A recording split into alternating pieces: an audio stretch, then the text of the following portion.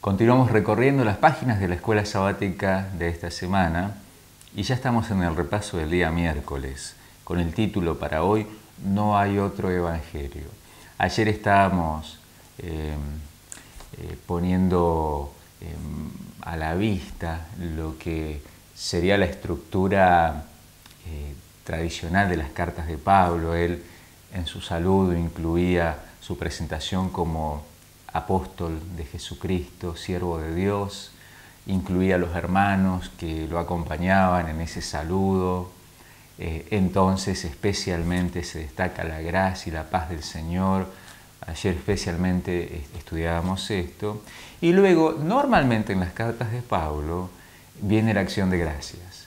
Y la lección de hoy nos da varios textos, que por una cuestión de tiempo aquí no los vamos a leer, pero es muy interesante comparar estos textos, por ejemplo, Romanos 1.8, Primera de Corintios 1.4, Filipenses 1.3, Primera de Tesalonicenses 1.2, comparar estas introducciones de las correspondientes cartas con la de Gálatas, que estamos estudiando aquí en nuestra escuela sabática.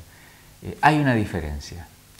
Pablo en estas otras cartas se toma el tiempo para ir a la acción de gracias y expresar gratitud a Dios, gratitud a los hermanos. En cambio en Gálatas, inmediatamente después del saludo, va a señalar su preocupación, el problema que había en la iglesia de Galacia.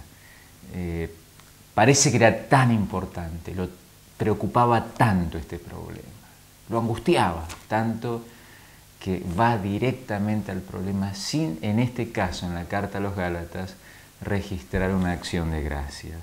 Es interesante que hasta en la primera carta a los Corintios, o sea, en una de las cartas a los Corintios, una iglesia que era en algún sentido muy problemática, que tenía sus serios problemas. Una lectura de las dos cartas a los Corintios nos confirma que era una iglesia con problemas importantes, que también trajo mucha preocupación y mucha angustia a Pablo. Pero hasta en esta carta, a una iglesia con sus dificultades tan marcadas, sin embargo, incluye la acción de gracias. Pero en la carta a los Gálatas, parece que la preocupación de Pablo realmente era más grande y va directamente a señalar lo siguiente, versículos 6 al 9.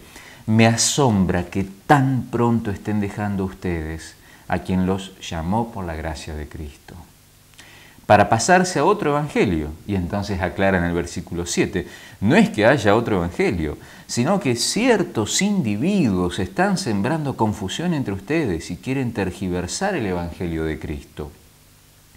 Pero aún si alguno de nosotros o un ángel del cielo les predicara un evangelio distinto del que hemos predicado, que caiga bajo maldición. Palabras duras, ¿no? Agregamos un versículo más. Como ya lo hemos dicho, ahora lo repito, si alguien les anda predicando un evangelio distinto del que recibieron, y enfatiza Pablo esto, dice que caiga bajo maldición, sea anatema, dice la versión Reina Valera 60, a la cual estamos más acostumbrados. ¿Por qué palabras tan severas? Bueno, Pablo estaba preocupado, como venimos estudiando desde la semana pasada en la introducción a este trimestre de estudios sobre el Evangelio en Gálatas. Estaba preocupado por la enseñanza de los falsos maestros o maestros judaizantes, como también se los llama, en la iglesia de Galacia acerca de la esencia del plan de salvación. Estos falsos maestros no aceptaban que Pablo predicara que la fe en Jesucristo era suficiente para ser salvos. Ellos, en cambio, insistían por una cuestión de tradición, por una cuestión cultural, por una cuestión de estructuras que no querían revisar sinceramente, de dogmas, que todo nuevo creyente, no importa si fuera de origen judío o de origen no judío, de origen gentil, como utiliza el término la Biblia, no importa de qué origen, debían cumplir la ley mosaica, la ley de Moisés, especialmente la circuncisión.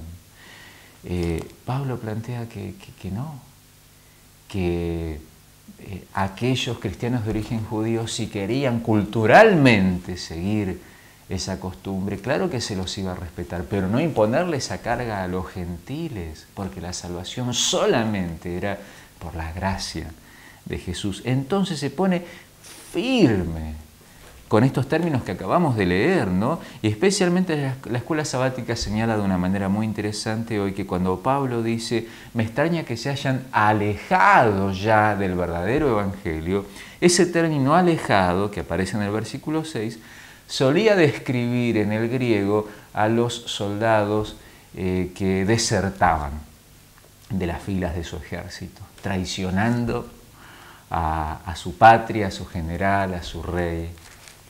Bueno, Pablo estaba señalando con este lenguaje duro que estaba triste por estar traicionando la verdad que ellos conocían, la verdad de la palabra de Dios, la verdad de qué es el Evangelio de Jesús.